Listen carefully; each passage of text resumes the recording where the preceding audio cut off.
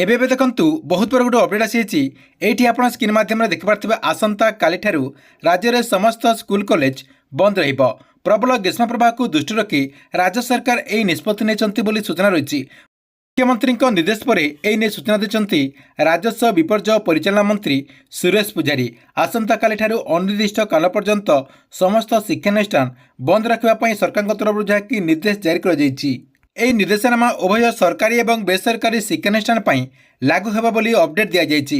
ଯଦି କୌଣସି ବେସରକାରୀ ଶିକ୍ଷାନୁଷ୍ଠାନ ଏହି ନିର୍ଦ୍ଦେଶକୁ ନ ମାନି ସ୍କୁଲ ଖୋଲୁଛନ୍ତି ତେବେ ତାଙ୍କ ଉପରେ କାର୍ଯ୍ୟାନୁଷ୍ଠାନ ନିଆଯିବ ବୋଲି ରାଜସ୍ୱ ମନ୍ତ୍ରୀ ସୁରେଶ ପୂଜାରୀ କହିଛନ୍ତି।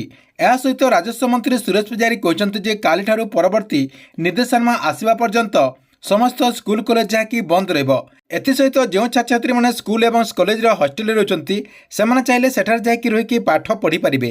एसत जदि कौन स्कूल कॉलेज रे पूर्वर परीक्षा नहीं कौन घोषणा कर से परीक्षार जहाँकि कौन प्रभावित होना पूर्व सूची अनुसार जहाँकि परीक्षा चली पार।